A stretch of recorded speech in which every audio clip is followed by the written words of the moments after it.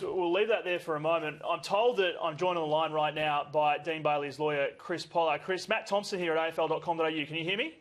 Yes, Matt, I can. Hello. Yeah, hello. Thank you very much. Appreciate your time. First of all, your reaction to this 16-game suspension for your client. Well, firstly is that, as Mr McLaughlin, or Gillum just said, is that initially there were 3 charges. There's been absolutely no finding whatsoever on the evidence that has been presented, and also the conclusions from the AFL investigation that Dean didn't coach to his merits. And he has pleaded guilty to the charge of bringing the game into disrepute on the basis of what Gill said in his conference. Mr McLaughlin did say that Dean accepts this penalty.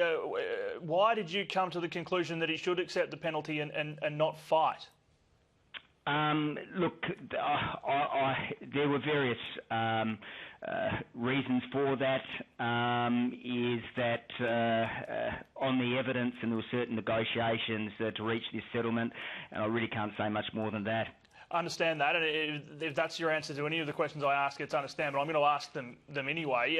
Sure. What's the plan for Dean now? I mean, have you had any talks with the Adelaide Football Club as yet as to whether or not he's going to remain employed there for the next 16 weeks?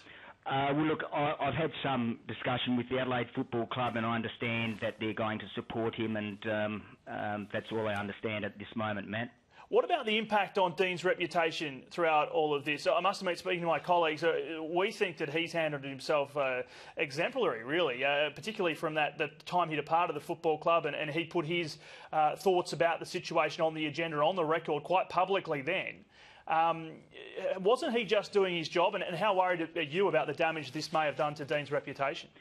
Well, look, I can say that in Gill's conference, he first said that there was no question that Dean was totally cooperative with this investigation over a number of over a long period of time and many interviews.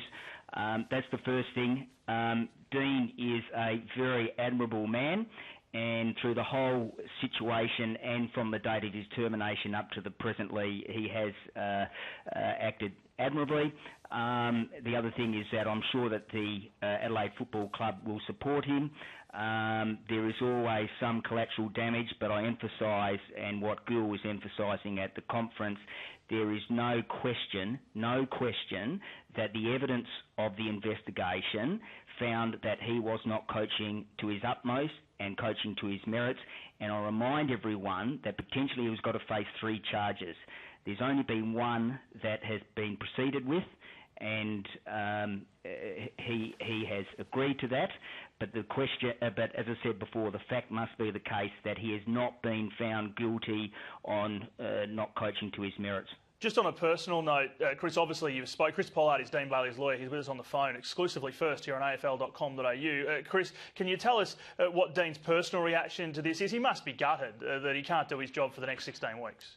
Look, Matt, he's very disappointed. But look, to be frank, is that through this whole process from, the investigation which started in July up to when papers were served on Christmas Eve up till today, it's been a long process, and I think all parties, including, I can't speak for them, but probably the AFL, Melbourne, Dean, everyone's got to the point where at least there's some closure to it.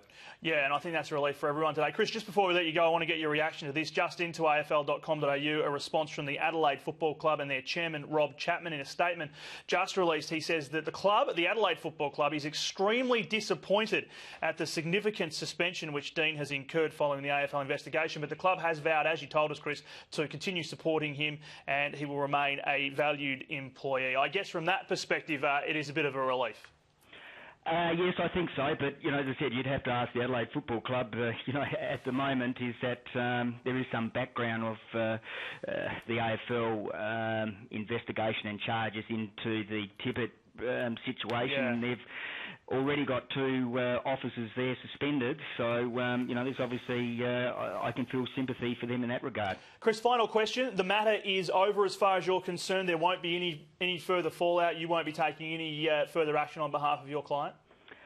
I don't think so, but things can change, and if it does, we reserve our rights in relation to that. All right. Thank you, Chris. Appreciate it. Thanks, Matt. Chris